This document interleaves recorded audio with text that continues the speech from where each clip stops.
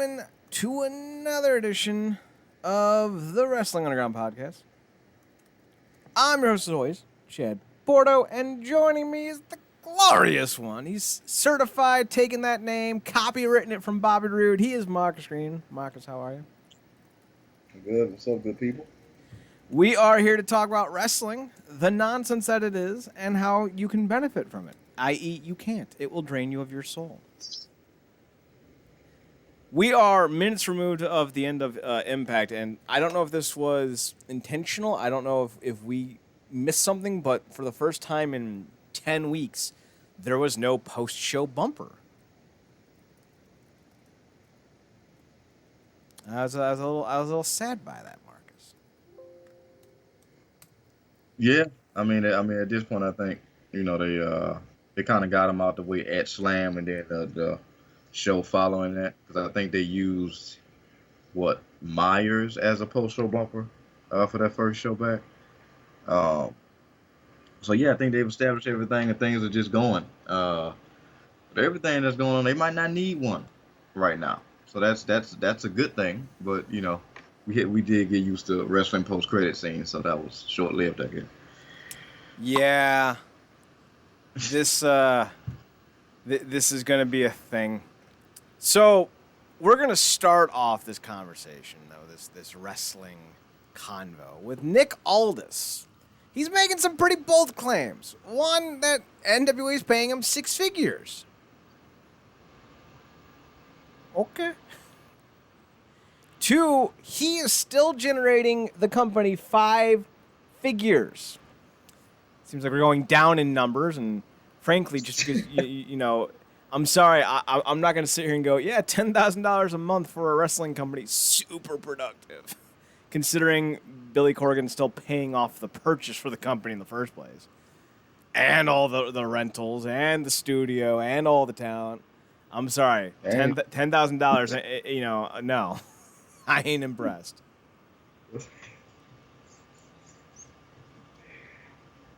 Yeah, there's nothing even to say about it.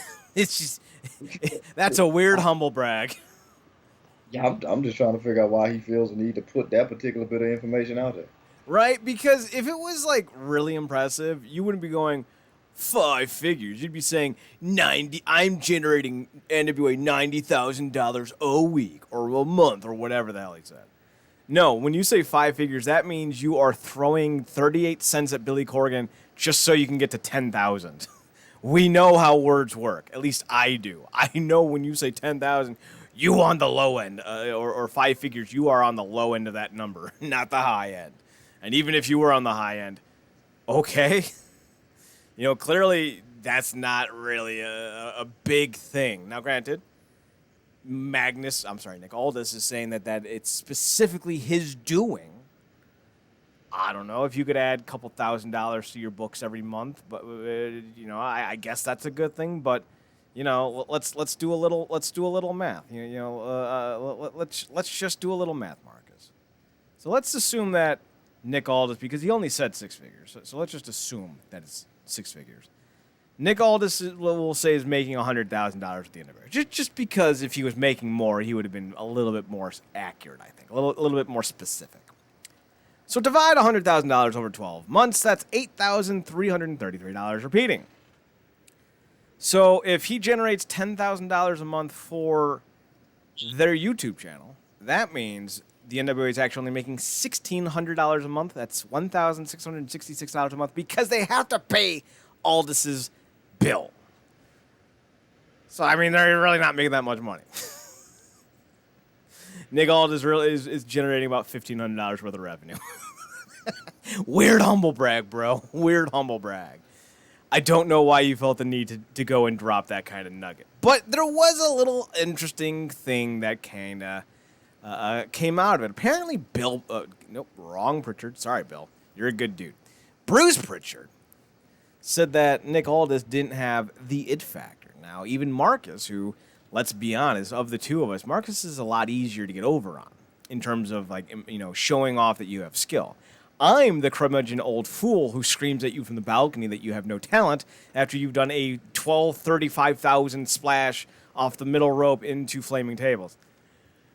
Tommy Dreamer did it. Like, that's me. Like, I'm that guy. I'm the guy who's sitting there going, Simon Gotch. Well, he's no Carl. Carl. Sorry. I'm the guy sitting there going, you had a match that was under 98 minutes. Gene Hackensmith rolled over in his grave. Like, I'm that guy. I'm very hard to impress. Marcus, not so much. Marcus even admits, though, even though he was not a big Nick Aldis guy in Impact, which, to be fair, who was? Magnus, you were poorly done. Marcus is now on the side of, I guess we shall say, the Angels when it says, you know, when we talk about Nick Aldis, even he and I both agree. Nick Aldis, little something on the special side. He's got that special sauce, and it's probably in his hair. Because that shit is greasy. But he's got it. Whatever it is, he's got it. I mean, it's certainly not a tremendous work rate. He's no Okada. But I would take him over a fistful of other guys, partly because he's been so well booked the last 3 or 4 years. So when I hear Bruce Prichard say that Nick Aldis doesn't have it, I go, oh, then who does? Are you going to say Seth Rollins? Nah, I'm Seth Rollins. Like, I can't even listen to him or his girlfriend. They have it? Psh, come on. Come on. We all know they don't have it. Because if they had it, as Nick Aldis pointed out, they wouldn't be near record lows in ratings.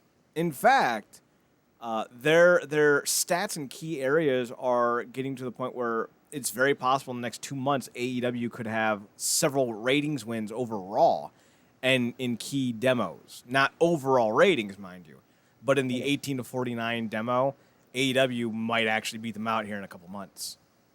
I mean, well, you know, I mean, they do have the demo god in Jericho, so I mean, they just got Guevara back, so sex gods have returned.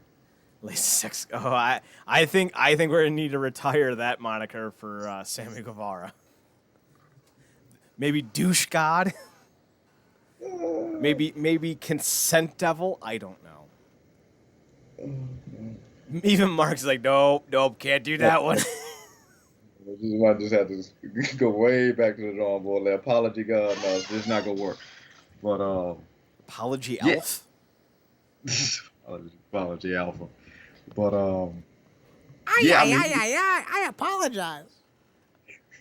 Prichard threw that out there and didn't give an example of who did have it. No, he did not. Nick Aldis tweeted this out before he went on Busted Open Radio, saying, "Your ignorant comments, Bruce Prichard, about me." Sorry, I messed that up. Bruce Prichard, your ignorant comments about me had me at an all-time low, kind of like your Raw ratings. However, there are a few Hall of Famers that seem to have a different opinion. And then he tweets out a video featuring him during his NWA run so far, with guys putting him over, like Harley Race and such. So they go on to do the thing, and it's not that lengthy, but so I'll read it verbatim. So Mark, as you know, because I don't know if you've read this yet or heard his cuts on Prichard. But Aldis went on to Busted Open Radio and said, Bruce and I spoke on the phone, and Bruce claimed, I was talking about the Magnus character. I wasn't talking about Nick Aldis. Well, his team uploaded a video and had a picture of me with the NWA title, and they used my name. So he's full of shit. Marcus, we're already off to a great start. I love the drama. What he did was expose the fact that he hasn't been paying attention to anything that's been going on. When he was running TNA, he wasn't paying attention. He was asleep. And the reality is he took a shot, and he tried to give some sort of half-baked reason why he decided to say it, and he was going to address it. Did not. Let it breathe. So now he's getting a receipt. He's not getting a fucking receipt. He's getting a fucking invoice is what he's getting. I mean, not the greatest promo work by Aldis, but we digress. There's plenty of Hall of Famers who have a different opinion. He likes to float things out that are subjective and just sort of present them as facts. He lives in this past mentality where he thinks that because he's in WWE, he can say whatever about someone, and that's the only thing anyone will hear, and that his opinion, that will be the opinion that everybody shares. It don't work like that anymore. Times changed. By the time Bruce was relieved of his duties in TNA in 2013, he's got the viewing figures down to like 1 million people. By the time I had the world title at the end of the year, through the start of 2014, we've got the average viewing figures back up to a 1.3 million viewers and peaked at 1.55, which was just shy of a 1.561 million, which was the lowest Raw rating in history, which is the rating that came out in the same week that he decided to trash me on his podcast. Maybe that little extra bit of rating that Raw got, that must be the it factor that I don't have. You know what I mean? Because it can't be that his entire roster don't have the it factor. God, if only I had the it factor that those guys had, I could have just got that extra bit of fucking rating. Nick Aldis. It's like he saw this coming or something. Like because he got this receipt ready like a chick. Oh, yeah. Like this is one of those where, like, on the third date, you accidentally said she looked fat in her dress. But 16 years later, after you accidentally scratched her new car, and you're like, listen, I've never done anything this bad before. And then she drops the, 16 years later, you once insinuated I was fat. And then she's like, how long you been waiting to tee that one up? It's not like he's wrong, though. Like for a month, she's been giving you every opportunity to just come out and tell her you cheated, and then you finally get the gumption, and then she's just dropping freaking paperwork on you, documented stuff that she got out of your phone, stuff from PIs, and you're just like, what the fuck? You're out telling her to do all this? PIs that she made you pay for unknowingly. Yeah, exactly. So Aldis closed this out by saying on Twitter, a quick note on this whole Bruce Prichard thing. I don't like online feuds and being controversial or outspoken, and this isn't about some guy with a podcast criticizing me. Lord knows I've had that before. Hey, he's talking about us. We're famous. We're famous. It's the executive director of the market leader of my industry. I don't need Bruce to be a fan of me or expect him to have kept up with my stuff, but because he hasn't, but it's if Nick, you are English. You know how to use a language. She's like, you are English, now use it. Right? Like, you invented the fucking language. I'm going to read this again because I don't need Bruce to be a fan of me or expect him to have kept up with my stuff, but because he hasn't, but if that's the case, what? Okay, maybe this got transcribed badly. Maybe there's a Google Translate option on Twitter that he used, going from horse shit to English. I don't know. Oh my god. Oh god, Nick. I hope your promos are better planned than your fucking tweets. I'm gonna try to read this again, even though it doesn't make any fucking sense. I don't need Bruce to be a fan of me or expect him to have kept up with my stuff, but because he hasn't. But if that's the case, just keep my name out of his mouth. Oh my god, my third grade English teacher's crying over this grammar. Don't try to deliberately. That's just me fucking up. I'm sorry. Don't try to deliberately devalue someone and their ability to make a living. Nick, love the passion, hate the verbiage. Do better. Yeah, he caught Prichard with some pretty decent super kicks, but looking for context here. Did Prichard was this like he got asked a question about Nick on his podcast or something? I don't like Marcus, that's like asking me what did they say at the Klan rally. You know I don't know the answer to that. I can give you a pretty good educated guess, but no. I can surmise. But it's one of those things where like I don't even think that's a good excuse. Like if someone goes, what do you think of Nick Aldis? I'd say, booked correctly, he could be something. I don't necessarily think you need to go out and, and even say like, well, do you think Nick has the X factor? You can still say, I don't know if he does. He might. I don't follow him. There are responses you can go with that saves you from being an apparent foot and mouth kind of guy. I know foot and mouth disease is contagious. It happens all the time, especially on this show. But I don't think if you follow someone, I don't think that there's any good excuse to it, you know? For me, I've openly said, I don't know much about this person. I don't follow them. Or I've stopped watching the WWE. I don't need to watch any more Seth Rollins to know he's not good. I'm good. I've been watching him for a decade. I have a solid opinion on his ability to interest me in wrestling, which is to say he doesn't have that ability. But I don't think you need to go out and be like, well, who's that those Indian wrestlers on NXT, the one of which leaked out the Keith Lee win? Do you remember the tag team name? No. It's like Shar India or something like that. It's some weird-ass name. For me to be like, oh, yeah, they're terrible, I would completely out myself as being an unreliable source of information or a guy with an opinion that you can't trust. Because I don't know. I've never seen them before. Like, the first time I ever heard of them was when he leaked out Keith Lee's victory. Yeah, you rarely, if unless it's something for news, watch NXT, so... honestly, I don't think I've watched an NXT thing, and I'm counting gifts on this one, in a year. Yeah, see, that's, yeah. Like, man, when they started to do all those over-the-top Gargano-Ciampa matches where everything was going 80 minutes and, you know, there were 64 bear pile drivers on the ground and, like, Ciampa shot Gargano in the neck with a gun and, you know, Ciampa took off, you know, Gargano's foot and then Kimberly, not Kimberly, Candice LeRae, thank you. She came out and, like, took off half of Ciampa's face with a blade and I think a meteorite hit. Like, when all that shit started happening, I'm like, I don't need this anymore. This is more overbooked than ECW.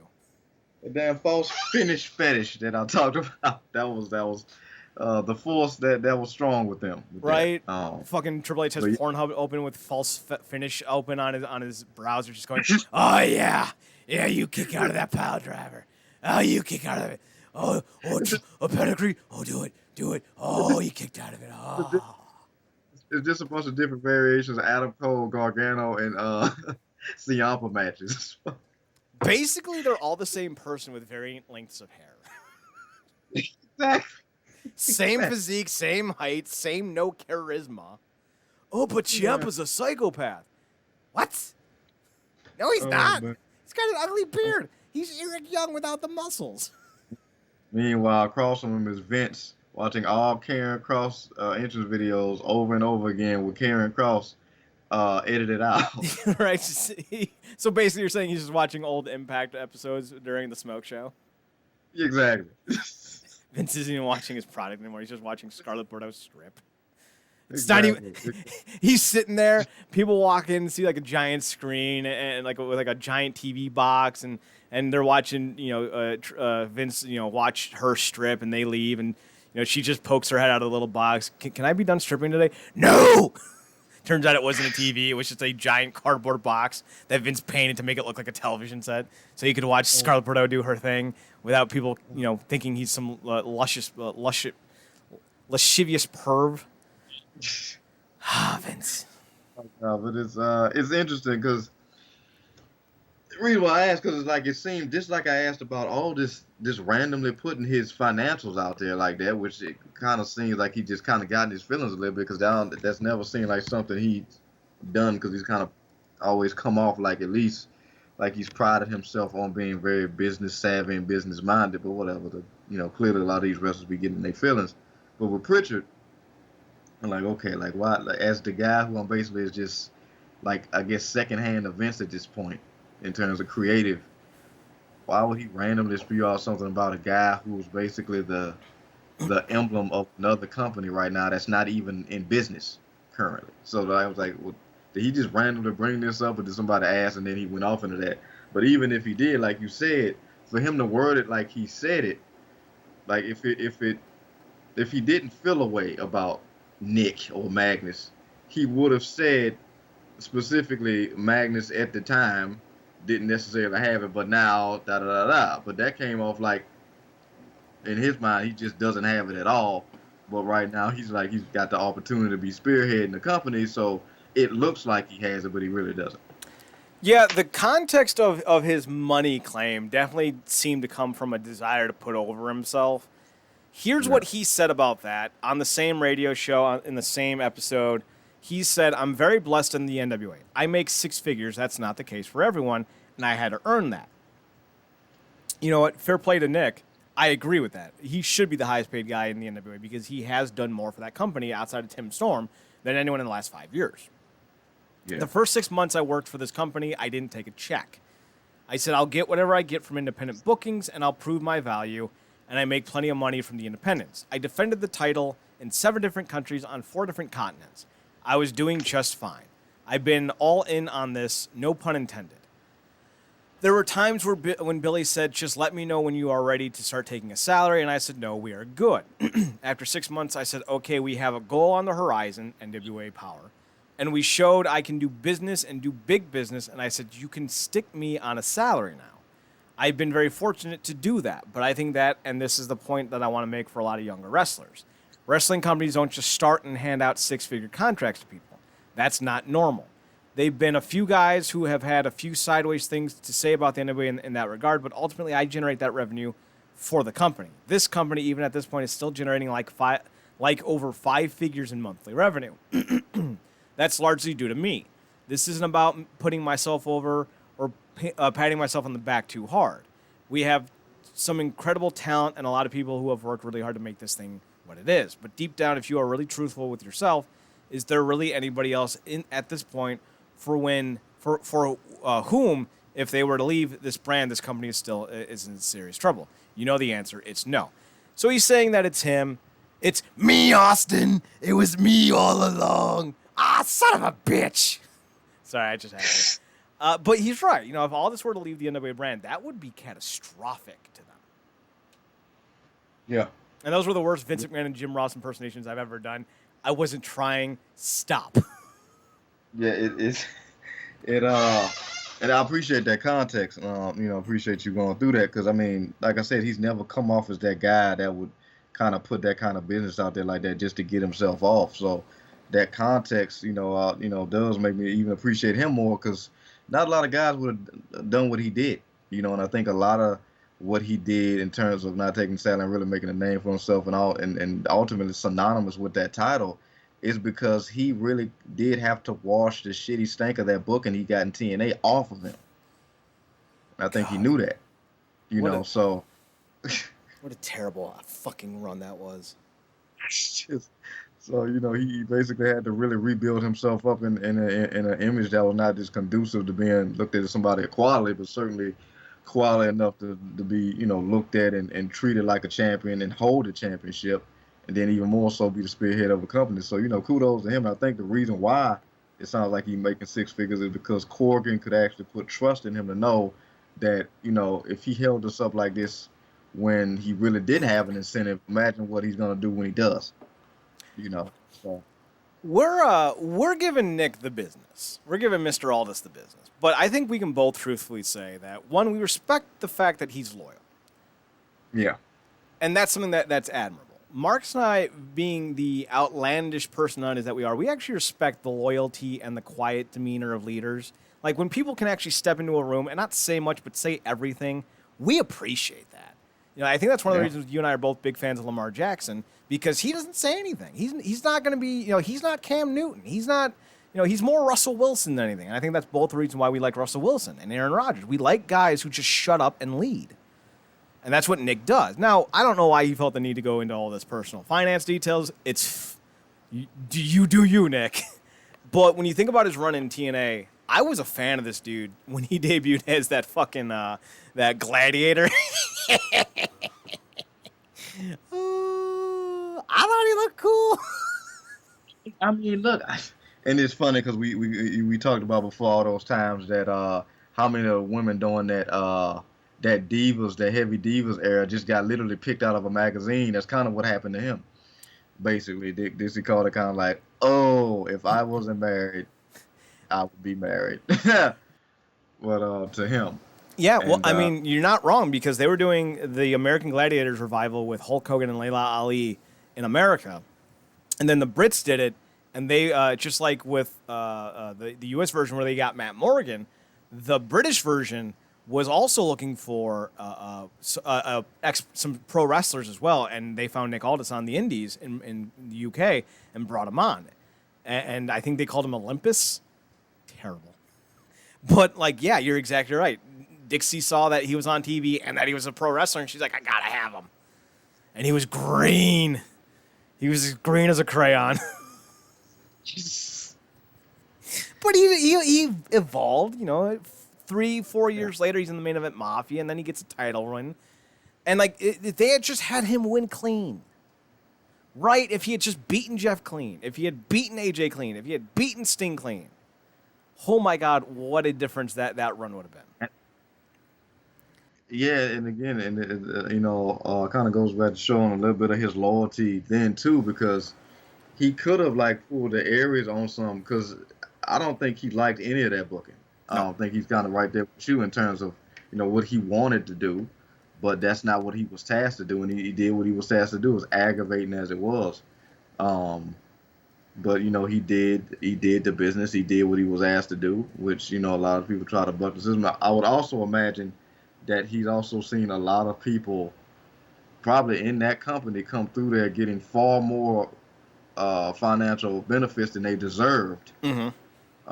And he definitely wanted to be a guy that at least could say kind of like a Roman Reigns, like when this this supposedly big guy just came in and was awe-inspiring, this, that, and the third, and then came there for a couple of shows and took the rest of the year off. I was here day in, day out, house shows, doing all the press run, whatever have you, and I'm still here, So, yeah, I mean, it's funny looking at his trajectory, but when you look back, that he was like this BS gladiator character to look where he is now. I mean, that's almost worth a 30 for 30.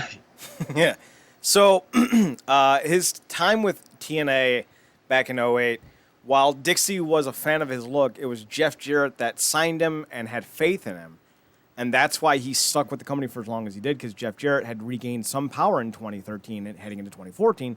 But even Jeff Jarrett left at that point, which was really the start of the end of Aldis' time in the company, which is why in 2015 he worked up and joined Jarrett again with Global Force Wrestling and came back in 2017 when Jarrett took back over the company. Billy Corrigan and Aldis have been working together since, I think, 2016, 2017. There, he's very big into the loyalty, and that's a very awesome attribute to have. Yeah, because didn't Jed also kind of put him in like prime position in that Ring Ka King promotion? Yes, he did. I do believe Nick Aldis won I think he won the Ring Ka King world title. Yep, he won the world heavyweight title, and Jarrett was the prime booker of Ring Ka King. He defeated Matt Morgan and eventually lost it to, shockingly enough, Mahabali Shera. but he was going by Mahabali Veera at the time. Yeah. Technically speaking, there's no world champion who's been reigning as long as Mahabali, because he's been undefeated as Ring Ka King world champion for 8 years.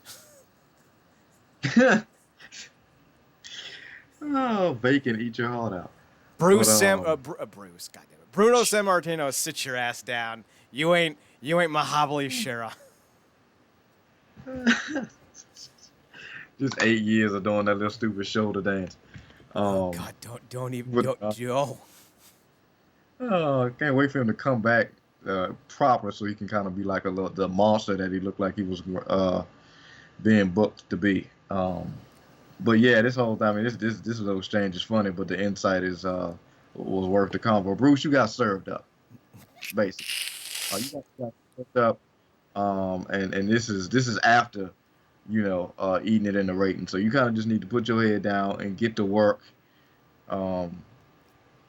Which it's really not, it goes without saying, because he's basically, the second coming of Vince in that role anyway. That's really why he got the role, because he's basically like Vince's left nut when it comes to, what's going to get done, because he's just trying to please him. I mean, how many times has he been hired and fired from the company?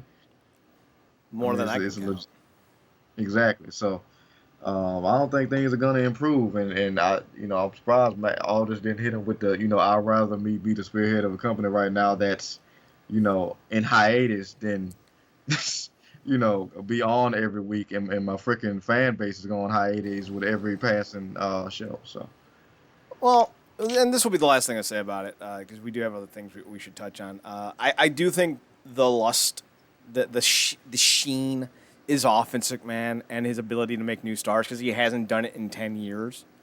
And when you look at the guys he's made, The Rock was always going to be The Rock because he was too charismatic not to be. He was just too likable. Stone Cold, you could argue maybe because Vince gave him a shot and he succeeded, okay, but like Hulk Hogan, Macho Man, Roddy Piper, they were already stars before they came to the company. And he's bungled a lot more personality and talents than he has had successes. So I think now a lot of people are willing to admit, or at least accept, that Vince McMahon's not the star maker that he used to be, and all these yes men have really been outed as not knowing the business as well as they claim to. So, goodbye and good riddance, Mr. Prichard. Wait a minute. Nobody has any faith in that new up-and-coming guy that's blowing up the charts right now? Which guy? I think I sent you some on him. His name is Dominic Mysterio.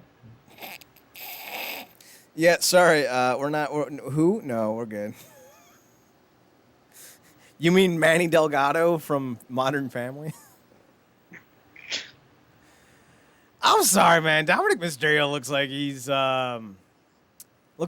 eaten his father. Not so much like he has his talents, his father's talents. Maybe he Kirby'd his dad. Maybe that's the only way he can get in the ring. Lucha Kirby.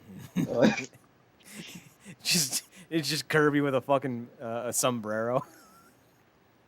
You know how last, because Mysterio's mask would have took up his whole body. Right. So let's talk about a merger. Pro Wrestling NOAH and DDT have merged into a new company called Cyberfight. Now, this needs to be abundantly clear. This is only for the office structure of the companies.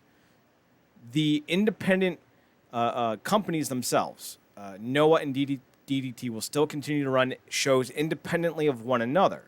It's just like, however, imagine this more like Raw and SmackDown as opposed to like when TNA and Global Force tried to do that awful merging, but GFW didn't have their merge earring on, and they couldn't become Impact Force. It's like that one time Gotenks didn't do the job against Boo because their fucking fusion powers didn't work. But this time the fusion worked. Now they're DNOAH T, the new hotness. The new hotness, the not. DNOAH.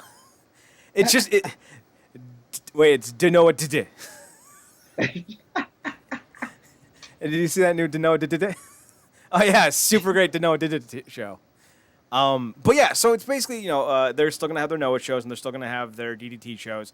They're just gonna have one office with one independent group of not one independent, one specific group of executives to run both brands. I think that's fine. I thought that was always going to be the plan. When I saw this was news, I'm like, wait, this is news? Wasn't this the plan all along? But a lot of people thought, started to freak out. They're like, oh, well, they're going to, Noah's dead and they're going to just run shows. And even I was confused. Like, I was like, wait, does this mean they're going to run like the same shows? Like, and just have both companies have like half the show? No. The goal, however, is to get DDT and NOAH both up to a level of respectability to the point where they could run the not Superdome, wrong one, the big one, where Wrestle Kingdom goes. I can't fucking remember the name of the goddamn arena. The big Hall. No, the bigger one before Kurikan Hall. Why can't we remember this? Tokyo Dome. Yeah, Tokyo Dome. Yeah. We both fucking forgot the name. God damn it. That's what I got about to scream. The Silver Dome. God damn it, Hogan. At the Pontiac Dome. You're at a baseball stadium, you dork. I know my sports, dude. Shut up. I know I'm at the baseball stadium, dork. And I'm here to see David Beckham hit some ground balls into the 3-point line. Brother.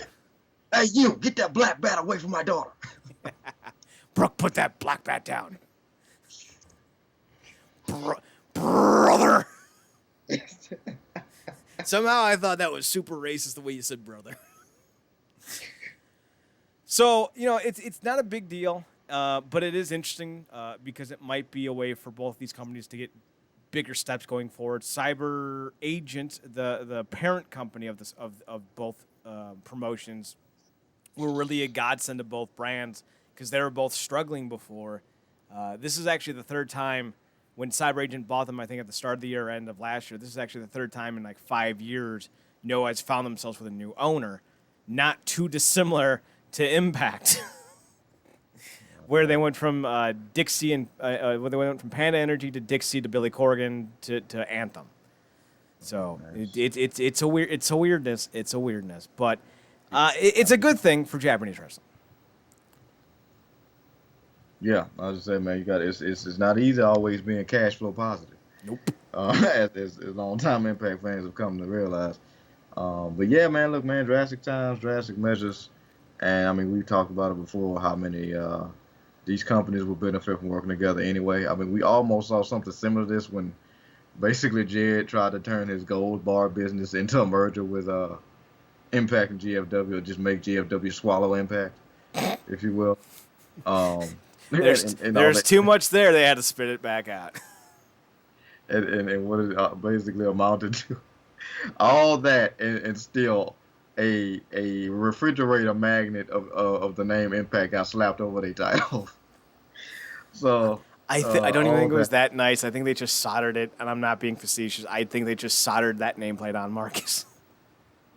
What was the line from Infinity War? All that for a drop of blood. Oh, but, yeah, I mean it's good. Like you said, they got a strategy to long term office to kind of get those two to kind of have a level of independence while I guess still keeping that cooperation to bolster both things. So if the fans can get behind it, which hopefully they will, because like you said, they was in trouble before, but specifically now when you really can't do the shows that at least they could do. They needed to do something like this. So, I wouldn't be surprised if we see more stuff like this, maybe even over here. So. Yeah, it's very possible. And we're looking at Ring of Honor specifically when we say that. So, we said good Japanese wrestling news. Let's talk about some dumb Japanese wrestling news. I understand that this is going to be the KOPW 2020 Championship, but from henceforth, we are going to be calling this the Kapow title. Don't name dumb belts dumb things if you don't want dumb nicknames associated with your dumb title. So, here's the general gist. They're doing a show called the Summer Struggle in Jinju at the end of August. It's going to be in a baseball stadium. The show will take place someplace. But they've announced that there's going to be a Kapow 2020 Championship Tournament Finals at the event. Here's what it's going to be. It's not going to be a championship title that you're familiar with. It's going to be more of a title to win, kind of like a tournament, if you will. And basically what's going to happen is they will defend the title or the trophy for the remainder of the year, but after the year ends, it's going to reset. And there's going to be a 2021 champion then crowned. If that's not the dumbest thing I've ever heard, I don't know. And this is from New Japan doing this? Yeah. Must be bored, man. This is weird. Because they got, some would have said before that they had too many titles, right? Like what you got 2 sets of tag. You got an IC in the US. You got the Never Open Weight. And you also got the Trios Championships, right? Yeah, so you have you have 3 tag team belts.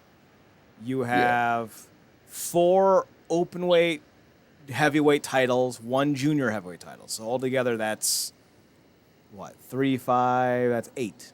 You got 8 titles. Yeah.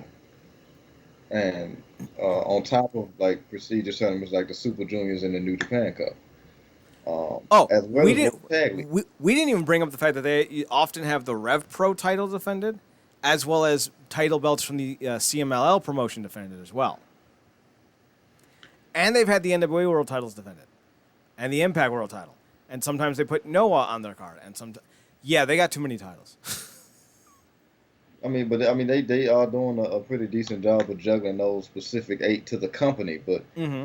this seems like just something to have China that clearly won't necessarily. Like, I'd hate for this to be what it, becomes of somebody like a Sonata, who I'm a big fan of. Um, or names like that, because he deserves a run.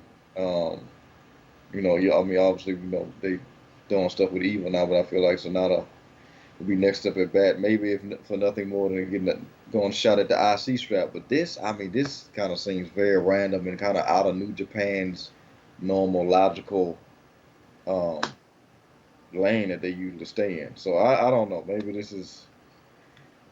I can't even call it, honestly. This kind of comes off like some 24/7 BS.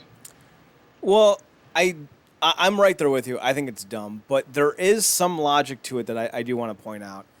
First and foremost, the world title and IC title are bound to the waist of Evil, so you lost one there. The U.S. title's on Jon Moxley, and he can't travel to Japan due to Japanese travel restrictions, so that's another belt lost. So you already have 2 titles that aren't even being defended, and truth be told, I don't know who the never openweight 6-man tag team champions are. I know Evil's one of them, or at least was. Let's see. Let's Google this. Yeah. Bitch. I'm glad you brought that up because I completely forgot about the U.S. situation that they did and they're not gonna strip him because didn't they do that? I mean, he already got stripped once because of a travel issue he had. Yeah. So technically, Evil has 3 titles because he is currently the reigning and defending 6-man title with Bushi and Shingo, but they're with LIJ, so that belt's now up in the air as well because Evil's no longer with LIJ. He's with the Bullet Club.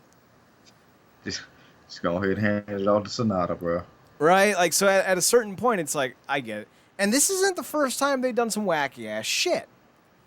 We've kind of been sitting here looking at New Japan like they're the Yankees or the Lakers. But in actuality, they're kind of the Memphis Grizzlies. Because at one point, they had a title called the U30 title, which you could only win if you were under the age of 30. They've done some dumbness before. In fact, Hiroshi Tanahashi made his TNA debut at Final Resolution 2006 as I think he was the inaugural, but don't quote me, as the inaugural U30 champion. He took on AJ Styles in a match that Shannon Moore ruined because fucking booking. So we've seen dumbness before. As far as what, like the more I talk about it, the Kapow title doesn't seem too bad.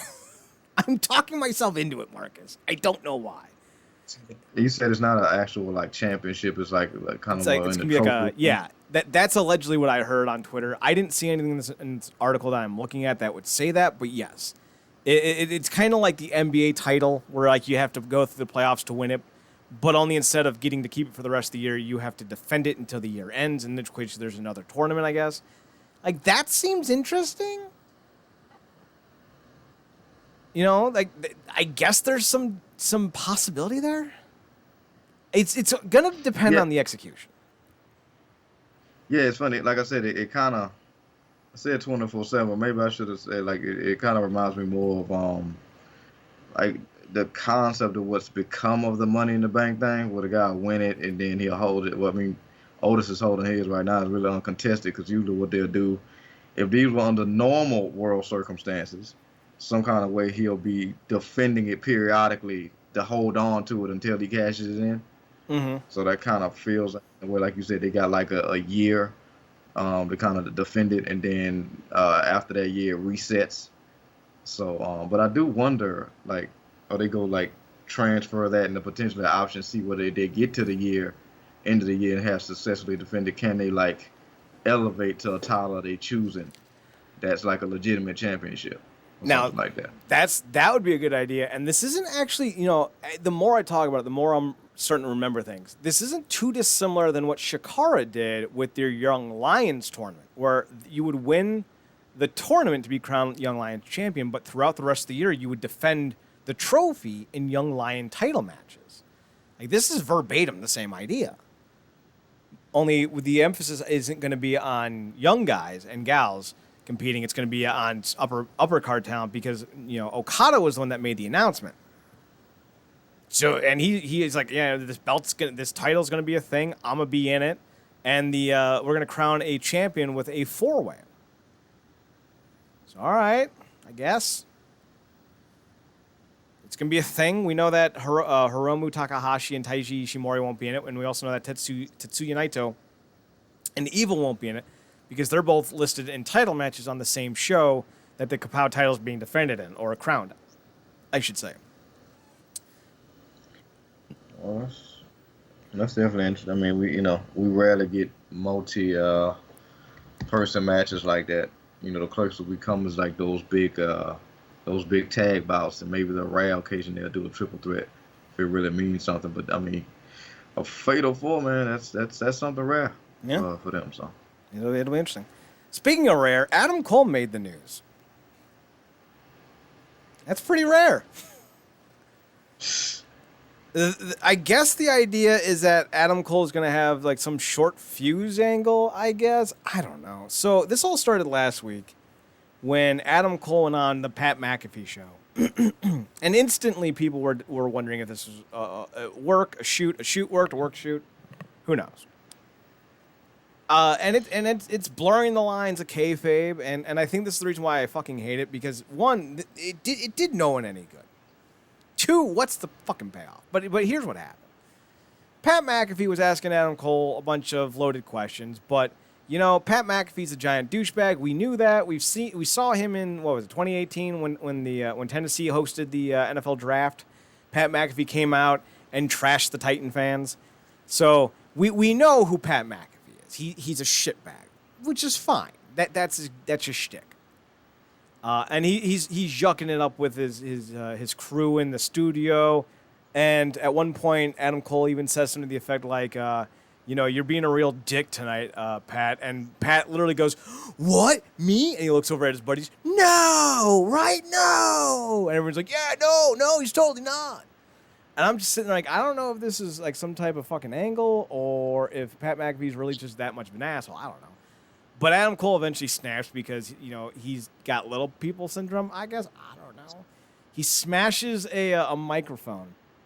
And he's like, I'm sick of this, Pat. I'll fucking do something. And the funny thing is, like, Pat McAfee's on a little stand, right? He's on a little stage. It's not even a foot off the ground. Pat McAfee's sitting in his chair. And Adam Cole is still shorter than Pat McAfee. And I thought that was the funniest fucking shit in the whole thing. Pat McAfee's getting angry because he's being called short, and he's not even taller than Pat McAfee sitting down. I thought that shit was funny. But he's since gone on and apologized, saying, I'm embarrassed by my reaction. So here's the full quote. I've had the weekend to think about everything, and it's still had to put into words where to begin. First of all, to anyone I offended, I apologize. I apologize because I represent a brand that commands respect, not just because of what we do in the ring, but how we handle ourselves in the ring, outside of the ring. Even though he continued to push my buttons, I still should have kept my composure and acted like a professional. I'm embarrassed by my reaction, and I will continue, and I will make sure something like this never happens again. Thanks for the continued support. So a lot of people are saying it's a work. Some people are saying it's a shoot. Mark Henry thinks it's a shoot. For those that don't know the vernacular, a work is something staged and pre-planned on, and a shoot is something that happens organically for real. And the thing is with wrestling, we'll never know. Because Pat's like, yeah, I invited him on last minute. So how much of an angle can you really set up here?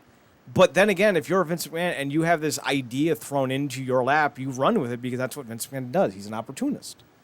So it could be a work. It could be a work that was shoot-related. These two really don't like each other, so let's build something off it. Or it could have been a real reaction from Adam Cole that they're now going to work into a wrestling angle. There's a reason why you can't trust anything wrestlers say, because they're constantly lying. Yeah, but again, I mean, it kind of glad you kind of laid all that out because all those could very much be possibilities. But we also know while he is in the NXT brand, it's still a WWE umbrella, Mm-hmm. right? And we know how micromanaged just everything down to the almost down to your inhaling, exhaling. Feels like a lot of times is. So, um, I mean, I don't put it past nobody to be. I mean, these are very tense times for everybody to be able to lose your cool and whatnot. But he's never kind of came off like that guy. In fact, he's oftentimes been praised for being the direct antithesis of what we saw. But again, he's a person. We all got moments and whatnot. Like you said, Pat, it be a bit of a douche. Um, and while I did initially, feel like it was a work, and then it was funny because I saw somebody was like, neither one of these guys are good enough actors to pull this off. I thought that was funny. But And truthful. yeah, and truthful, exactly. But he did kind of hit the line of which kind of lends itself to what you said about him inviting him on last minute. He was like, Cole was like, I skipping out on time with my family to do this and be here. Because I was thinking about it, I was like, okay. And this is before I found out about the last minute thing. I'm like, why? Like, Cole dropped the strap. We haven't seen him for weeks on NXT. This is probably the most non-essential his character has been. If you're trying to like get ratings or whatever, you would invite somebody like a Keith Leon who's prevalent and relevant right now. But like you said, inviting him last minute, okay. And then the douchebag, the whole thing. But I don't know. I think it might be like 60-40 because then I also saw a video where apparently McAfee interfered in a match with Cole in it. Like he took a chair or did something. I mean, McAfee's affiliated with a company, which is why he got the interview in the first place. Oh, obviously. Yeah, so it could be a 60-40 thing. You might not really like the guy at all, but this could be a thing. Like you said, this could be starting a whole situation to get momentum back in the cold post having a title, him having a short fuse. Not if anybody's been regularly watching NXT during his year and some change long reign. Not that he had an extremely long one in the first place, character-wise anyway, but whatever. Like I said, I mean, I think it ultimately comes down to, like, I'm sitting back and I'm like, whether this was a work or a shoot, I don't really care. Like, I don't give any damns about McAfee. I was never that big of a Cole guy. But this is something that's out of the norm right now from what everybody is seeing, specifically with WWE. And, stuff like that gets people talking. And because people are so obsessed with being caught in the limbo, whether it's not a work or a shoot, they don't actually really care either. But it's like they like being in that gray area. So, like I said, this is probably the most I've seen Adam Cole talked about since, on Twitter anyway, since his debut. Yeah. So. I think part of the issue for me is one. Cole got angry over being called short. Like that's what propelled this. He's 5'7" on a good day. He's our height. But if that's like if this is a work, like if the whole thing was to get us talking about Adam Cole, we're talking about him because he got angry because he was called short. That's not a great look. And I think part of it is like the whole interview kind of felt like weird shades of like dumbassery. Like there's a lot of like out of context, excuse me. I had to sneeze.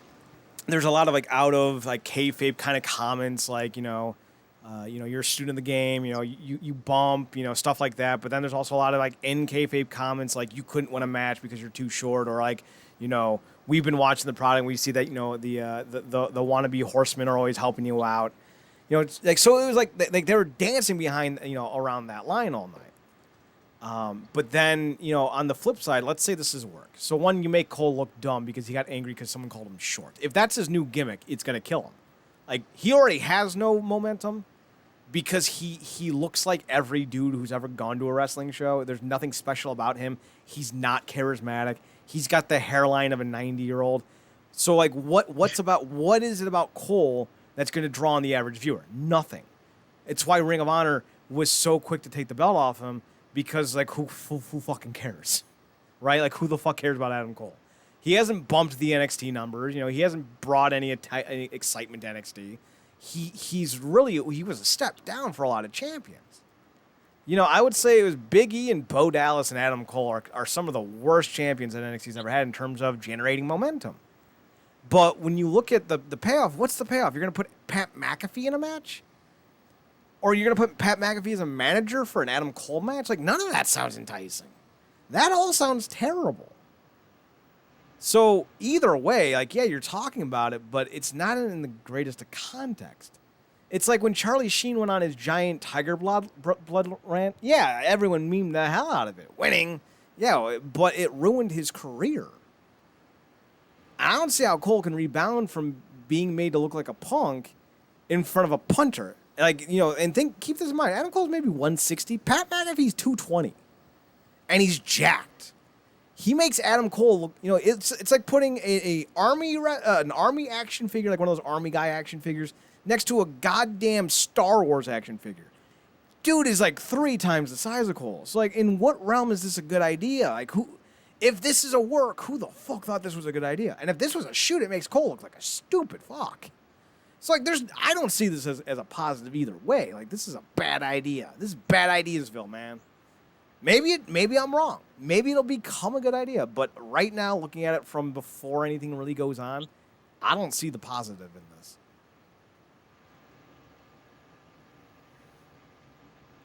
That's just kind of how I land on it. Marcus, do you think this can turn into something good?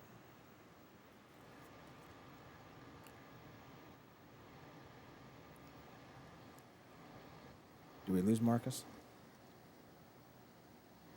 No, I'm back. Oh, there you are. Do you think this Pat McAfee Adam Cole thing can turn into something good? There's always a possibility, in a way, but I think it would have to get to. I mean, to me, it also would have to get to a point where McAfee would have like a heavy, because he's, you know, regardless of how we feel about Cole's in ring or not, he can go in the ring, and potentially Mac could have some skill, but I mean, nobody wants to see that, so he would have to like get a second or something. Either way, I mean, this is an interesting place for that character to be in, because it's like he's probably at the space where he should get called up to the main roster, but like, would he even work on there? You know, like, would you wait to bring him up with the rest of the Undisputed Era, or do you do something like what we got similar to Impact, where he kind of Callahan's OVE, if you will, and kind of goes back out on his own? So. But like I said, I mean, it's several other instances that's intriguing to me in NXT that have nothing to do with him. Like, I'm more interested in Sam Shaw and his creepy ass, or Dexter Loomis, than anything Cole related. So, listen, Dexter, if you want to get me back on board with you, just start stalking Christy Hemme again. Oh God. I also like. You remember that episode of Impact where he did the drawings for all the matches? Yeah. Well, he was doing all the artwork for the NWA before he got signed by NXT. Oh. Like Sam Shaw, Dexter Loomis, whatever.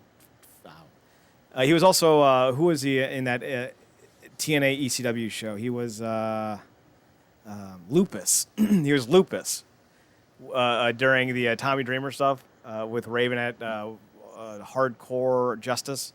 So yeah, Sam Shaw's been around, but yeah, when he was when the NWA was doing stuff, getting people back into the product, he was doing a lot of the promotion work, a lot of the illustrations, a lot of the posters. So, you know, it's kind of interesting that TNA found a way to work that his talent in when they were doing the Christy Hemme stuff.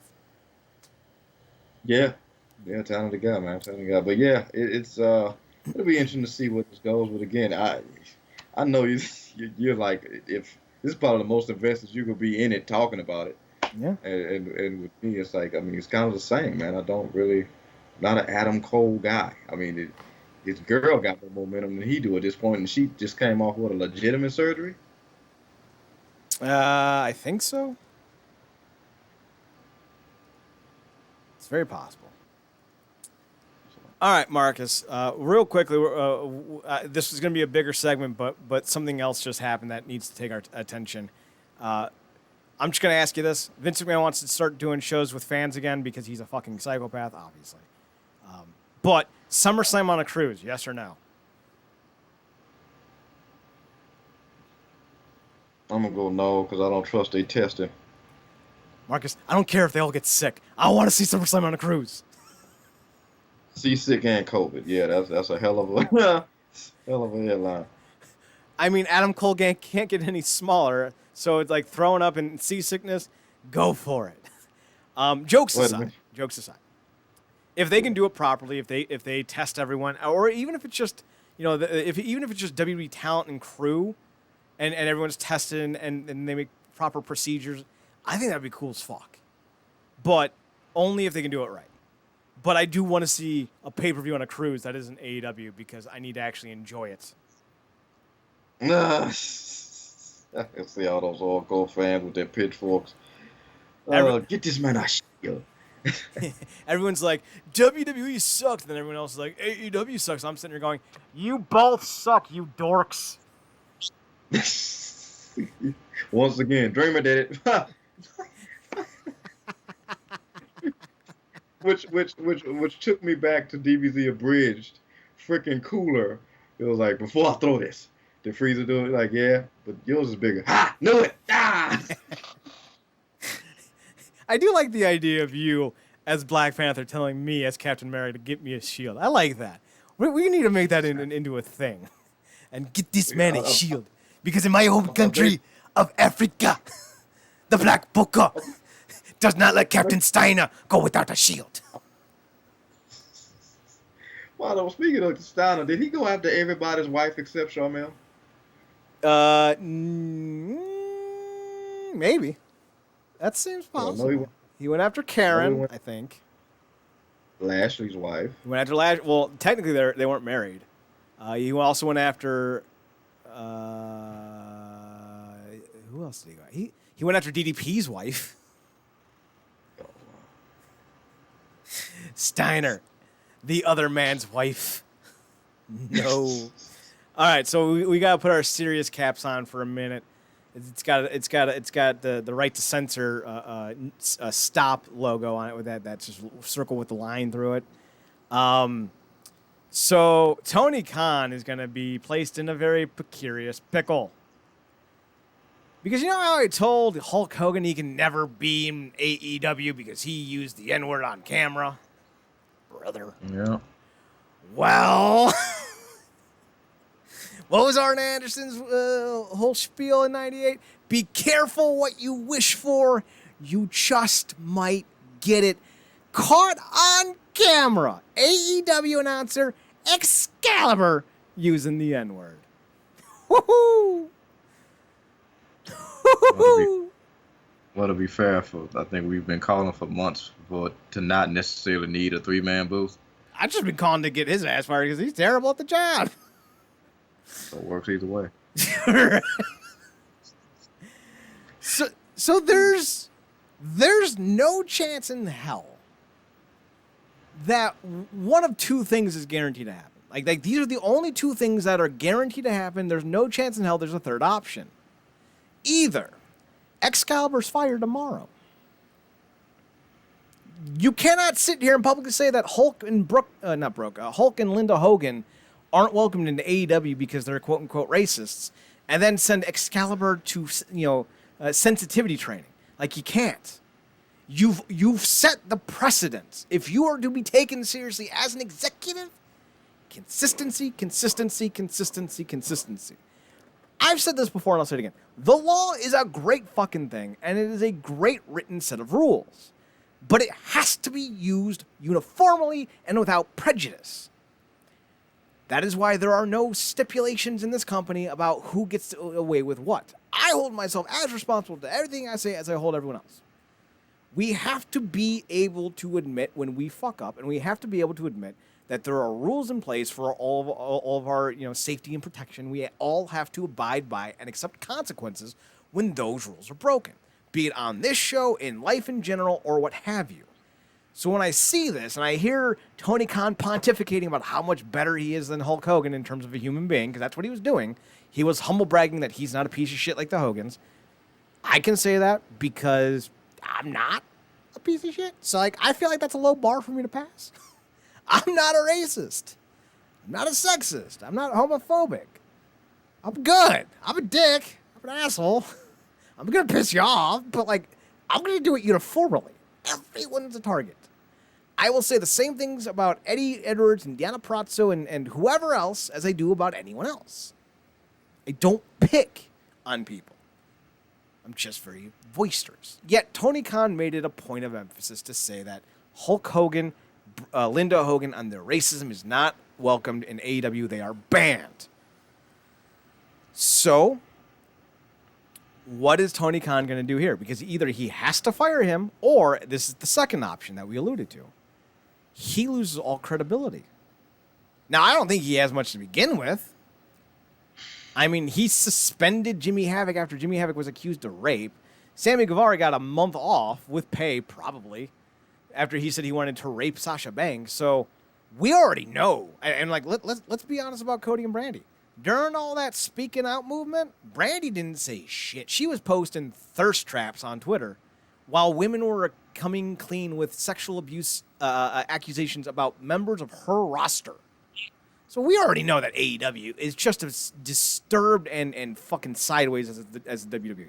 They're not different. They're the same grossness. Just because one has guys you like as opposed to the other, and just because one's taking shots at the other, doesn't mean that they're different. They've proven they're the same disgusting, horrid sacks of crap.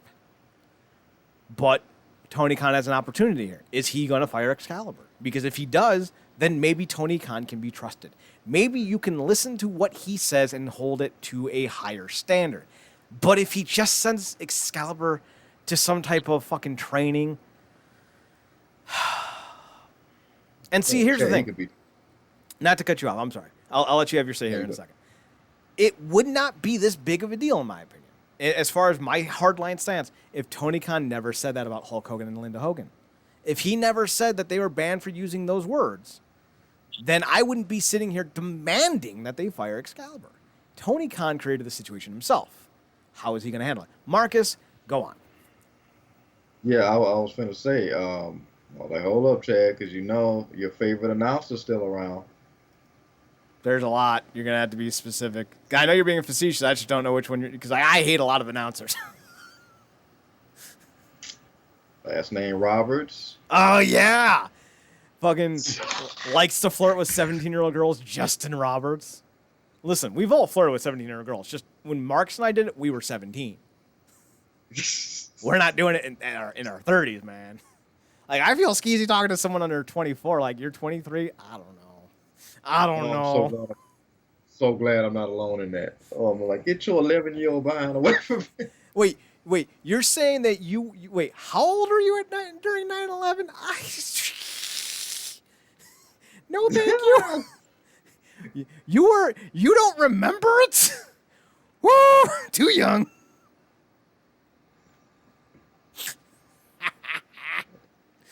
We're getting old.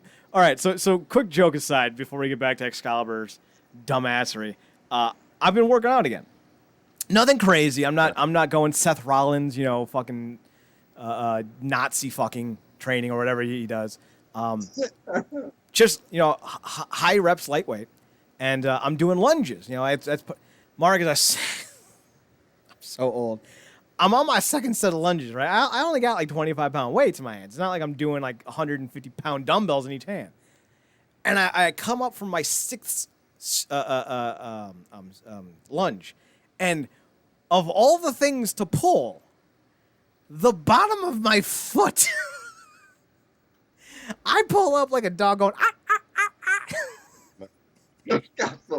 I don't know what it is with that.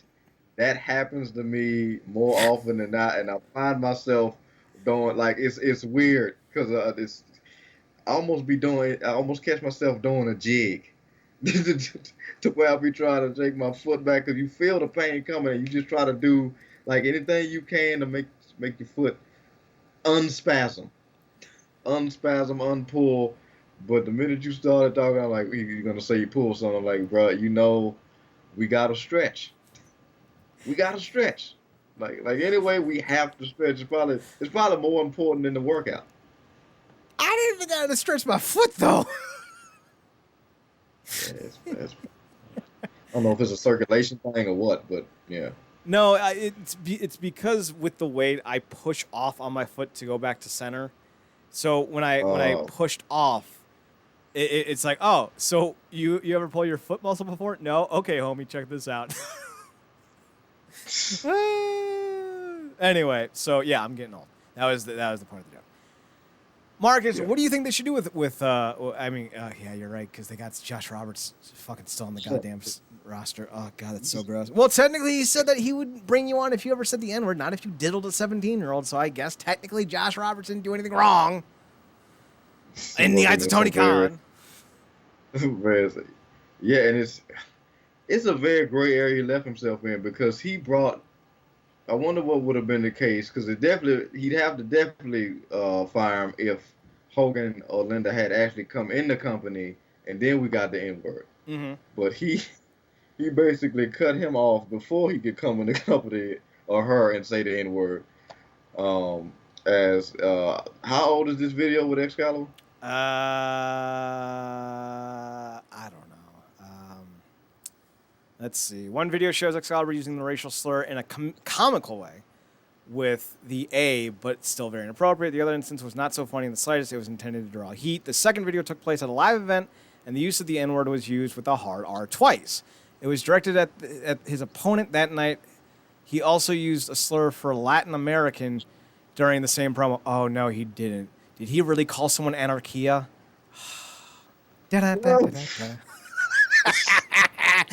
Anarchia, I'm sure you're a great guy. I'm sure you're a good dad, good family man.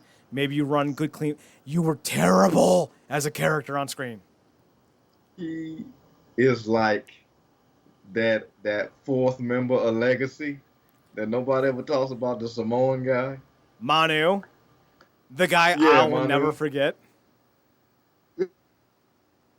It looks like from the video, Mark, just from what little I know about Excalibur, he's been retired for at least a decade, so it has to be pretty old.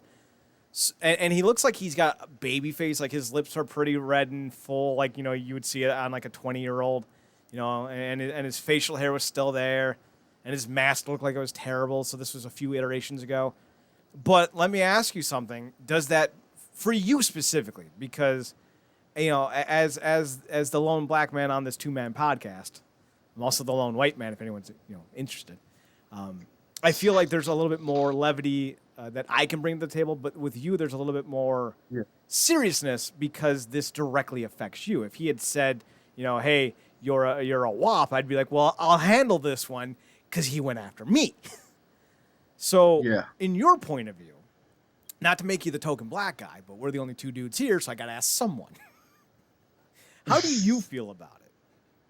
Even if it's old. I mean, I think that's kind of what I was. Yeah, I think I go what I mean that, and I'm going to get to that point why I brought that up, because it's not definitely excusing it at all, because in both instances, specifically with Hogan and his wife, they are at an age where they clearly know the consequences and repercussions and history of that word. They just don't care. Mm-hmm. If it only matters because they got caught. With him, a lot of that could be said the same. He was old enough when he used it, and what makes it worse is like it's three options in three different ways, so he clearly knows. Mm-hmm. But it's going to be interesting because obviously, like you said, I haven't seen the footage, but he looks baby faced or whatever. He's young, and I wonder is this going to be one of those instances where the whole kind of like the VAR thing, young, dumb thing works, which really didn't necessarily work for Guevara either, because he clearly knew what it meant when he said that. But for me, it's just if anything, like I said, I don't necessarily get too personally invested, and I'm also at a point where we're in society right now where I'm not shocked that gets said by somebody of a different race in a lot of those different ways. I mean, hell, we added that particular thing to the laundry list of stuff we got against Orton, right? So it's on a live stream, the video game, and so. To be fair for Orton, though, that's the least offensive thing he's done in his career, and that speaks volumes to the heinousness of Orton's life. What Well, what says more about his character when the N word on a game stream is growth? But Hey, he only said it. He didn't sexually assault anyone while doing it. We're seeing some positive growth here, folks. like that Orton, Allegedly. he's really turning the corner. He's really Yeah, allegedly, just covering our asses. Allegedly. But yeah, like I said, I'm not shocked. Obviously disappointed in a way because I do, see this guy every week and whatnot. But it is gonna be interesting to see how they handle this. Like you said, he's walking a fine line there, and with him making both a black racial slur and I guess a Latin one. Obviously, that company prides itself on being diverse. Mm-hmm. So, that's definitely going to be. I would imagine that may require a meeting or some kind of maybe just a meeting with Khan. But it probably is something that it's got to be addressed because everything else is getting addressed. I don't know what may or may not happen with Roberts, but he clearly, I don't feel like he missed any TV. No. So maybe that's just they're allowed to sweep under the rug because, like the Kavar thing took clear precedent, right? So, we'll see how it goes, but I mean, it is man, like I hope it don't like mess up one time and we get JR get caught up in something, even though he is one of those older guys from a certain generation, it really will suck to get JR caught up and stuff like that. But again, people did certain things at certain times that they may have not learned from, but we are in a time where you kind of get judged very much then, or for some back then, like you did it now. But I do think certain things do need to be addressed and do need to be reprimanded in terms of delivering people your view on your thought process of where that was then and where you are mentally about that particular thing now. So we'll see what happens, but like you said, you got the Roberts thing. For I would imagine for a lot of people, specifically some women, Gavar probably came back too fast or shouldn't have come back at all. Mm-hmm. And then, like you said, I'm pretty sure it didn't go unnoticed by a lot of people about the whole Brandy thing when she's supposed to be the chief brand officer, who kind of is the one that puts out statements, doing stuff like this. So, everything ain't necessarily, bright, sunny, and rainbows just because Sonny Kiss got a title shot, I think the thing that we should always point out when it comes to quote unquote woke directives and motivations, you need to be 100%. Otherwise, they'll come for you too. Like, no one's sitting here worried about the NRA. We know what the NRA is. We already have our issues with it. They're not pretending to be inclusive. We know who they are.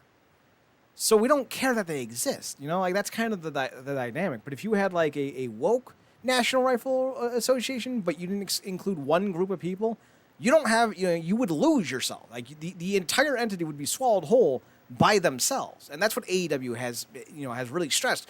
We're inclusive. We bring everyone into the fold. But when you don't bring everyone into the fold, this is what happens. And there's been accusations against them for not having enough black single male stars on the roster. I think Sonny Kiss is the only one. And that's assuming that Sonny Kiss identifies as a male, and I know that seems like a joke. I'm not trying to make a joke. AJ Gray is really at the center of this controversy in the sense that he's been very outspoken about AEW for not having enough diverse roster. To be fair, AEW is the one who keeps saying that they're diverse. It's not like they're picking on them. We know what the WWE is. We'll sit here every day and tell you, yeah, they're racist. We know they're racist. We've seen how they've been managing black talent for 40 years. But we're also not going to get worked up about it because if you don't know who they are and you do business with them, that's on you. That's why I'm not that's why I'm not on this, Naomi hashtag. She knows who they are. At a certain point, she either needs to decide that she wants to go and find some place where she's going to be, given value, or she's going to collect a check. She's made her decision. She knows who Vince McMahon is. She knows who the people that, she works for are. That's her fault. At a certain point, she needs to take responsibility. Just like anyone else who works in that company who has an issue with it. You need to take responsibility that you signed the paychecks. I'm glad Eric Young, EC3, Leo Rush, and others are out. But don't blame them. We've known for over 15 years that company was a shithole. Most of you were fucking developmental stars at one point and got fired because you weren't good enough. Bryan Danielson started his career in, what was it, OVW or Deep South before he ever went to Ring of Honor. So this idea that the company's suddenly going to change overnight because you're there or because you wanted to, like, no. This company's not going to change until Vince McMahon no longer has power. We know this. Impact has done a great job being inclusive without screaming it from the mountaintops. Even though they did kind of do that with Tessa Blanchard, and look how well that happened. maybe don't scream you're about it. Maybe just let it be about it. But when you look at AEW, that's like, oh yeah, we're totally inclusive. Look, we have, a black woman on our board. We got Kenny Omega, however he identifies, doing a shitty job at both of his jobs in the company. We got the super religious Young Bucks. That didn't work out too well. We got Cody, who's must miss TV at this point with his terrible looking title. Like, you set yourself up for this failure. Now you're in a situation where you need to be fundamentally sound with what you believe. Either it's all okay or it's none of it's okay. Now, if you had been doing this on a per basis standard, like we will address every situation as it comes and determine through, an internal investigation, interviews and whatnot, how to go and delineate punishments from there. Okay, fine. I wouldn't be sitting here going, you got to fire Excalibur. But you yourself, Tony, said that you will never allow people who say the N-word into your company at all, no matter when it was. And being clear with this, Marcus, Excalibur has not wrestled in PWG in 14 years. So it would have been about the same length of time that Excalibur would have said the word as Hulk Hogan did. He would have been about 25, Excalibur. So there's really no excuse either in terms of he was too young. Yeah. Yeah, like I said, he clearly knew. Like I said, you got 3 different examples. I was like, wait a minute. Like he did it on purpose. So he's like, there, and there. It's like, no, stop. Yeah, he clearly knew what he was doing. Whether he tried to put it under the guise of, the auspices of it being, getting heat or otherwise. Look, man, you don't necessarily need Excalibur. You damn sure don't need a 3-man booth. It's a 3-man booth. Sorry. 3-man booth, baby. But oh no, yeah, no. But like you said, if that's what he said verbatim, and I do remember, because I do remember that whole Hogan thing. I mean, that's the other half of why I got news, was because he called them out on it. So, I mean, look, at that point, he got to hold himself to the fire now, because you said it, and you more so than Cody in the books, you are that guy. So, like you said, before we started talking about this, he put himself in a unique pickle. Now, is he gonna let this kind of brush under the rug and try to see if it goes away as potentially Guevara's return gets backlash or something else comes up, or is he gonna address it head on and stick to his word? That's, we're gonna see. If Tony Khan had never said it, I would, and again, I'm speaking for myself, not for Marcus, I would be all right if he had been suspended for 3 months and went to sensitivity training and apologized, because I do believe you can grow and change. I do not like holding people to who they were a decade ago, 15 years ago. People do change, sometimes for the better. Yeah. Marcus and I have talked about before about all these instances where bad people have done things to change their lives and become good people. We talked about, that black guy who's gone over to multiple Klan rallies and convinced former Klan members to give up the Klan because they no longer believe in racism. Just off of being friends with one black dude. Like, that's the power of keeping your heart open to change, right? You can't hold everyone to the same standard in which they were at 20 years ago. However, when Tony Khan says the mistakes you made 15 years ago will follow you forever and I will not change my mind about that, you need to be consistent or you will lose all credibility. That's not my decision. That's Tony Khan's. I would have been fine with sending Excalibur to sensitive training and not paying him for 3 months and sending him home. But Tony Khan set the precedent, and now he needs to stick by it. That's the problem with Tony Khan. That's the problem with AEW. They're trying to be completely all-encompassing with their decision-making instead of taking each case by case by case. That's why this company will not last, because they don't know how to fucking figure things out. Yeah, you're planting the goalpost in the ground while trying to constantly move it at the same time. You can't do that. You're planting the goalpost in the ground when you're playing hockey. What's the fucking point, Tony? So dumb, Marcus. It's so dumb. If you were Tony Khan and you weren't an idiot, because Tony Khan's clearly an idiot, so if you were a smart version of Tony Khan, a.k.a. yourself, because you are smart, how would you handle Excalibur if you were the head of AEW? Well, thank you for the compliment, first off. But I would, like you said, I wouldn't have. I mean, it's very easy to be, High horsing? high horsing and very reactive in the moment. And I think what's even more disturbing in that particular bit with the Hogan thing, like there was the potential, because of how he reacted in that thing, that he would have actually or both of them in the company. It's like, why the freak would his wife, with Linda Hogan, who's I imagine no longer associated with Hulk, other than the fact that they share kids and a last name? Why would that even be considered? That's almost as disturbing. But I would have, looked at this stuff and kind of put it on a case by case basis, because you just, if anything we've seen with a lot of this stuff, there is varying levels with a lot of this stuff. And while it is good from a PR standpoint to just scrub some things outright clean, a lot of stuff does need to get looked at with a more keen eye. But again, it's more so easy to kind of go with the mob and duck getting your mentions blown up, as opposed to, sticking out and kind of riding it through. Now, if I'm Tony Khan, post what he said with the Hogan thing, I gotta stick to my guns.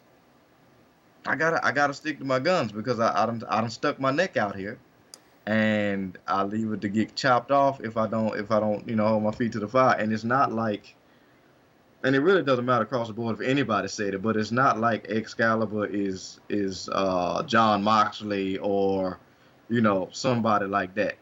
Like I'm pretty sure we're not gonna like.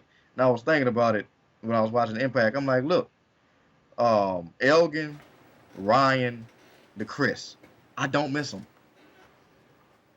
I don't miss them, and pretty sure people won't miss Excalibur. You move JR out the situation, and God forbid anything comes up on him. But that your ear perk up, because JR's that guy. But Excalibur, come on, man. So if I'm Tony Khan, post that statement, I gotta stick to it. What if you never made that statement, though? What if as Tony Khan you never made that statement? How would you handle Excalibur if there was no Hogan statement made? I'm gonna sit down with him. I'm gonna ask him about his take on the word. I'm gonna ask him about where his mind was then, where it's at now, within the auspices of that. And me being me, I'm like kind of like with that Drew Brees situation. I'm like, look, man, you can apologize if you want to on Twitter, but don't say I'm sorry to me, specifically me, because I'm Tony Khan. Well, if I'm playing Tony Khan, I'm white. So, but for me, I'm like, don't apologize if you don't actually mean it. You know what I'm saying? Because I'm not that guy. Like, I don't need to be. This ain't the time to be placating, because this is a serious thing. Specifically, this coming out during this time. Like, now we could do this, with the sensitivity training or whatever or what have you. But if that's not something you want to do, because that's not where you at with it in terms of how you view the word, then we can go about this another way, and we can go in a different direction. You can go about your way. But if that go a different way, then he can get suspended and go to sensitivity training and do that whole deal. And like you said, the whole holding people to 10 years worth of stuff to the same standard, it won't work, because it's always going to come back around, and then you kind of want that same level of grace, if you will. But I'm gonna sit down with him. I'm gonna have some real talk, because like you said, it's 3 different instances. Like, you tried to use it like it was there, and there. Like, what are you doing?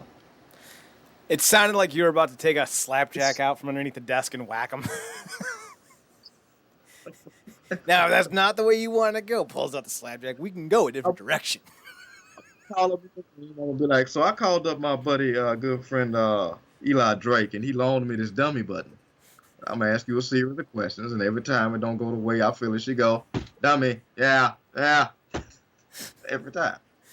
We have 2 different ways of dealing with situations, I see. You want to belittle them, I want to hurt them. No, see, that's just for that's for my entertainment. He's still gonna take the L. I'm just waiting behind him with a giant fucking slapjack I got from Stevie Ray. It's fucking 22 years old. Exactly. Now after I done punched the button like 20 times, 10 more times than I needed to. I'm like, nah, I just want to let you know I'm the good cop. Here comes the bad cop. And then you walk in and you finish him. I come in, I put down suspension papers. I'm really a bad cop. I just got off suspension, buddy. And I'm looking for another vacation. Oh, that's such a great line. Oh. I just got off suspension, and I'm looking forward to another vacation. So it'll be. I want to say it's going to be interesting to see how AEW is going to handle this. But frankly, I don't think they're going to handle this. I think they're going to try to sweep this under the rug like they did with the severity of the Sammy Guevara, the Justin Roberts, and the Jimmy Havoc stuff. So here we are. I sent you the article, by the way, on Skype. So if you wanted to look at the videos yourself, that's all we got. That's the show for you. Tomorrow, Zach and I will be on talking Making an Impact. We'll talk Eddie Edwards' first title defense against Trey Miguel. We'll talk about Wrestler House. I don't want them to do any more segments with Wrestler House. I just want them to start doing their own show now. Just give me an entire hour of Wrestler House. Oh wow, I dig. Yeah. My favorite thing is Taya's residence is now tied exclusively to Bravo's virginity. I don't know if anybody else caught that.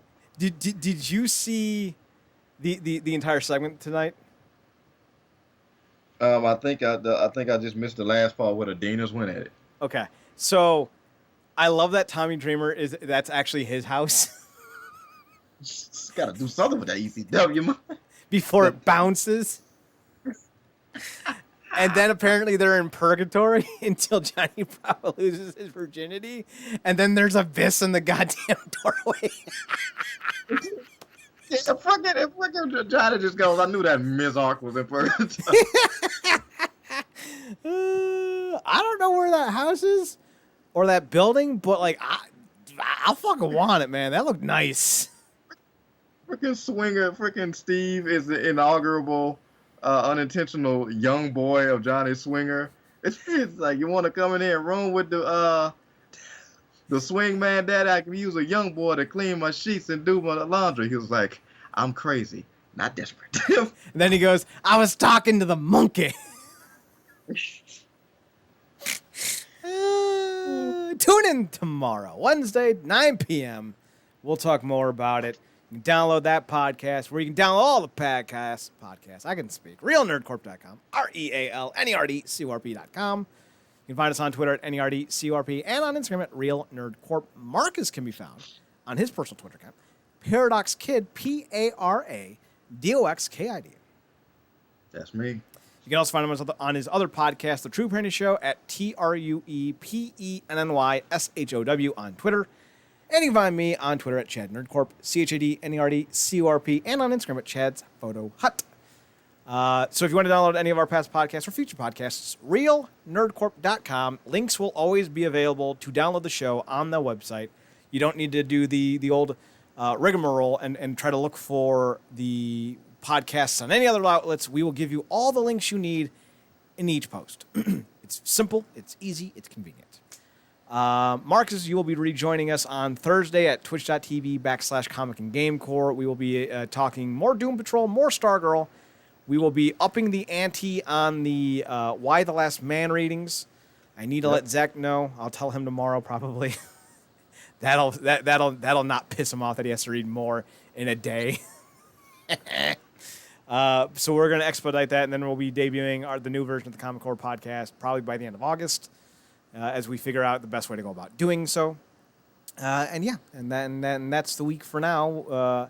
I think we're taking Friday off, so we won't have a show Friday, I believe. Maybe we will be back Friday. I got to check in with Swisher. And then Saturday, we're back for another episode of GameCorp. And then Sunday, Mark and I are back for another recording of the Wrestling Underground Top 10 podcast, where we do top 10s. We agreed to do the Joker sting, and we're still waiting for the other two. Marcus, if you want to come up with the other two ideas, you can do so. If you need a little help, I can help you out. We'll figure it. I think we came up with two. I think came with Joker Sting, and you said who would have been the best people for WCW to build around that was left. Yep. Yeah. So It's gonna be Scott Steiner 1 through 10. Just fair warning. it's basically a big ass tribute show to Steiner and Sting, which felt like the last top 10, but that's how good they were. We're just gonna change the channel from Wrestling Underground to StingandSteinerRule.com. Like a subtitle. He's fat. Get my bags. Get my bergs. I don't know how you spell that, but I'm looking forward to trying. All right, so from Marcus Green, I'm Chad Porter. Thanks for tuning into the Wrestling Underground podcast. We'll see you next Tuesday as we talk more of this nonsense that is pro wrestling. For Marcus Green, I'm Chad Porter. Thanks for tuning in. Thanks for checking us out. Thanks for giving us a chance. And as always, Marcus, take us home. Good night, me.